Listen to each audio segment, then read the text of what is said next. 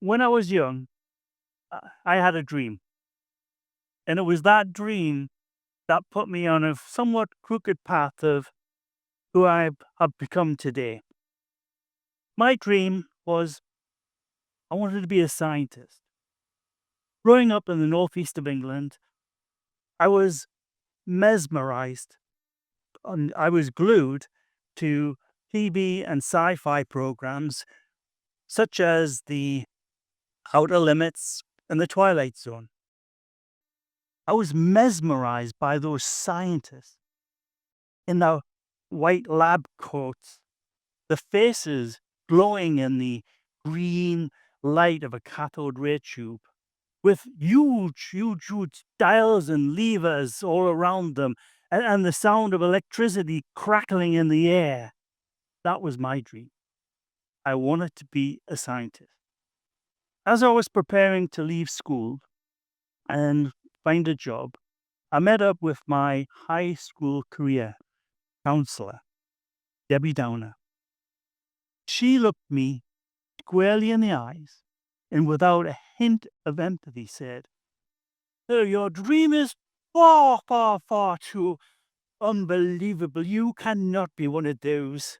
You're a little bit too intelligent to be work down the coal mines, but you're certainly not intelligent enough to become a scientist. A government role as a civil servant would be perfect for you." Debbie Downer.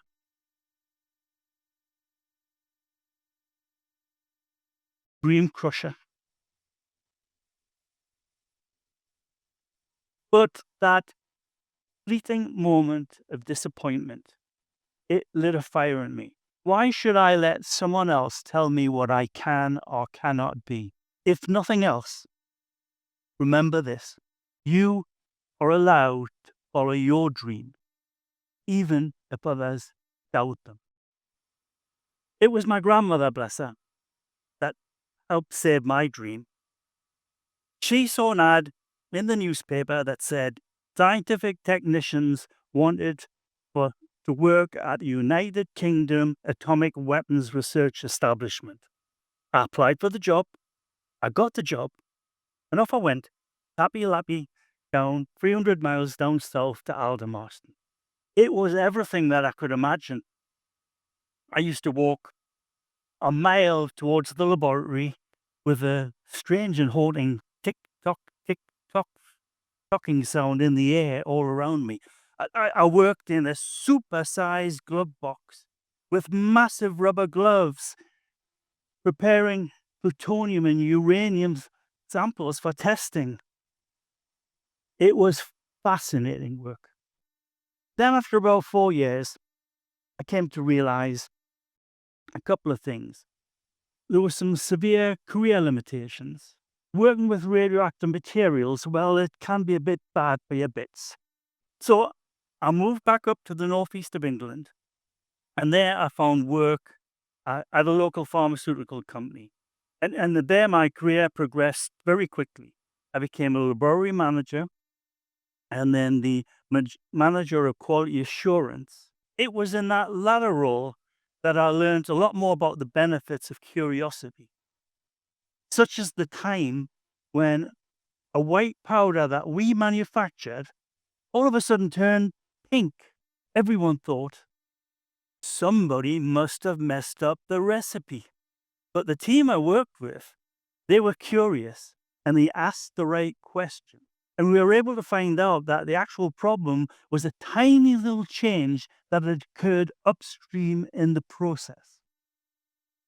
We were very lucky to have a very progressive general manager who encouraged his managers to explore other opportunities way outside of the normal comfort zone. I moved from my quality assurance role into human resources. Then, a couple of years or so later, I was offered an opportunity at a sister site in Canada. Being in Canada was an amazing adventure for me and my family, who's new to us all. It was in Canada where I actually, as well, I developed a passion for community theatre. Life in Canada was great, even the winter. But after about a year and a half or so, things went a tad awry. Have any of you ever been in a toxic work relationship? I came to find out that my boss, he had a very difficult leadership style. At first, she was very protective, like a mother hen. Shortly after that, the slow pick, pick, pick, pick, picking of criticism started. This situation had me second guessing my decisions. I started to doubt myself. My confidence, it just tumbled. And I fell down my emotional ladder into a very, very, very dark and scary pit. Life can throw some very severe challenges and curveballs your way. But as I came to find out, these situations can actually be a stepping stone, something new and better. This actual situation was really just the catalyst that I needed. I bounced back, I climbed back up my emotional ladder, and I said to myself, I will never, ever, ever let circumstances pull me under again. I met Dave McCarthy. Dave, he owned a consultant company. And with him, I was able to work as a consultant with many, many diverse companies in the pharmaceutical and the life science industry. My passion for theatre also increased. I've produced and directed well over 30 theatrical productions. Actually, it was in theatre that I really learned how to build successful teams and to deliver a project on time and in budget. Theatre can be quite exasperating in that you've only got 10 weeks to actually prepare your actors and your crew, rehearse, build a set, light that set, and be ready to put on a production. No excuses, because there's an audience coming in on opening night and your team has to perform. All of these experiences help me adopt what I call a consultant mindset. Consultant mindset is a growth mindset that's focused on providing value added service to others. I've been a consultant now for well over 30 years, and this consultant mindset helped me throughout my career and life. It's one that I actually believe there's more than just transforms you as far as your work ethic, but it transforms you as far as your relationships and your life. Curiosity has been the secret sauce. It's what drove me to actually see and accept those challenges that I went through. It's also what helped me see and connect these little dots of things that sometimes people just don't see.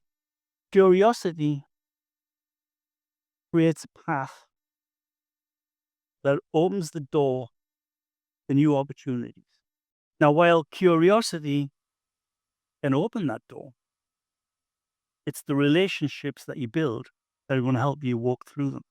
But consultants, we thrive on building meaningful connection. To us, teamwork and connections are everything. Building connections has a ripple effect that impacts not just you, but all of those around you. Like a stone thrown into a body of water, those ripples will come back to you in some form or other. How do you start building relationships? Well, you can start by being curious about the other person. You can start try and understand their point of view without judgment. You can listen to their stories. You can also, as well, use these three magic words. Tell me more. Tell me more about your story. I love your story. Tell me more. And yours. Be more. As a consultant, it's not just about relationships. It's also about creating impact. We're driven to create impact to help others. But by creating impact, I don't mean charging in like the 7th Cavalry to try and fix everything. If you're a parent, you know what I mean by that as well. What I do mean is that it's much, much, much better if you mentor others to resolve their own problems. If you give them the opportunities to create their own successes, if you let them blossom, when you do that, you create impact for them. There's no greater joy than when you see somebody that you've mentored who actually goes on to create something incredible. And it's resilience, that inner resilience, that's going to help you get through even the toughest of those challenges. One of the assignments I had was in Puerto Rico. And that assignment was supposed to be for just 3 months, but it ended up lasting 10 years. Being in Puerto Rico was una muy excelencia. I even learned, and I'm going to do his, even learned to dance merengue, which is quite an achievement for a Brit. But Puerto Rico didn't just teach me how to dance. It gave me my wife, Sue. Fate brought us together, and Sue reignited my faith in love. A year later, we were married. We built a life together on our small horse farm here in Florida, along with our Irish wolfhounds. About 6 years into our marriage, we faced one of those challenges that you hope you will never, ever have to endure. Sue was diagnosed with leukemia. Seeing your loved one go through treatment is tough. Seeing her in ICU is heartbreaking. But Sue's resilience and strength were inspiring. Together, with friends and family, we lent into prayer and faith. And what I can only describe as being this wonderful and beautiful golden light. Through science, the doctors found a matching donor, and Sue is now fully recovered. Is full of life, is full of grit, with quite a sprinkling of feistiness. A true testament to the power of hope, resilience, and love. So as you face your challenges, never, never, ever underestimate the power of your inner resilience, because it's that power that's going to get you through your situations. Every obstacle that's put in your path, not the end. It's only a doorway to perhaps a greater possibility, even in your darkest moments. It's your inner resilience that's going to switch on that light, that's going to help you walk through out of darkness. But resilience isn't just about challenges. It's about how we grow, how we adapt, and how we pursue life. For me, this was adopting a consultant mindset, which has always been more than just some kind of professional philosophy. It's been about being curious, actively listening to others, and communicating as you build relationships, striving to create impact, and being resilient to those challenges that do come along. But it's also about balance. For me, that balance came from community theatre, living with Sue on a farm, and showing our Irish wolfhounds. As you go out there on your journey, what challenges are you going to embrace? What relationships are you going to nurture? What impact do you want to have? And what fuels your passion? Because it's that passion that's going to help you walk through and react to any adverse type situations. Oh, and about my childhood dream of being a scientist.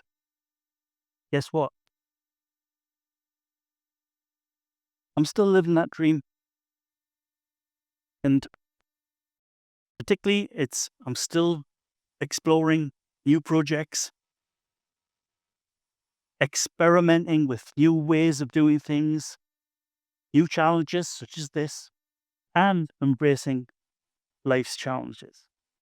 So when you leave here today, go out there, embrace your challenges, be curious, build relationships, create impact, and most importantly, find your purpose and follow your dreams, even when others may doubt them.